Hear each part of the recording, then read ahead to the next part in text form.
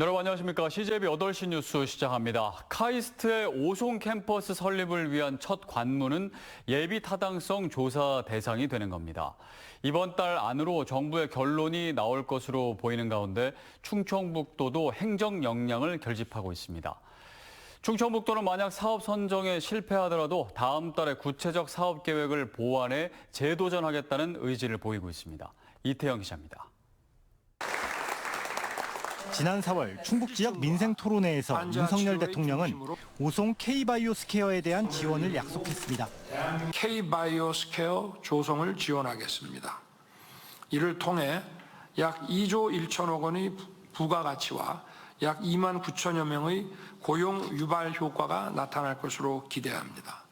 K바이오스케어는 연구단지와 상업시설, 병원, 공원 등이 어우러진 캠퍼스 타운으로 이 중심에는 카이스트 오송 바이오메디컬 캠퍼스가 있습니다.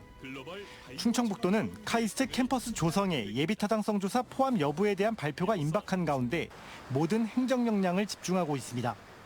김영환 지사가 지난 4일 대통령실을 방문해 정부의 지원을 재차 건의했고 이번 주에도 과학기술부와 카이스트 관계자들이 참석한 가운데 오송에서 간담회를 가졌습니다. 가장 관건은 역시 재정 부담입니다.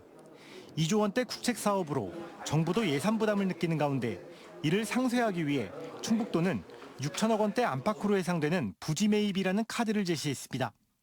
정부의 재정 부담 완화를 위해 전체 K바이오스케어 사업도 3단계로 나눠 제한하는 등 카이스트 캠퍼스의 우선 유치에 집중하고 있습니다. 카이스트에서 나오는 그런 성과물을 바탕으로 창업하는 게 되게 높습니다. 되게 높고 그다음에 창업 생존율 자체도 타 대학 대비 되게 높고요. 그렇기 때문에 효과가 많이 있을 거다. 카이스트만이 할 수 있다라고 생각을 하는 부분입니다. 예타 대상에 선정된다면 사업 적정성 평가를 KDI가 아닌 한국과학기술기획평가원이 진행하는 등 사업 추진에는 더 속도가 붙을 것으로 전망됩니다. 하지만 단 한 번의 예비타당성 조사를 통과한 사례가 극히 드뭅니다. 최근 과기부에서 학과별 유치계획 등에 대해 보다 구체적 내용의 보완을 요구한 점 등도 낙관할 수 없는 이유 중 하나입니다. 이번 달 안으로 정부의 발표가 있을 가능성이 높은 가운데 충북도는 만약 이번에 포함이 안 되더라도 다음 달에 3분기 예타를 재신청하겠다고 밝혔습니다. CJB 이태현입니다.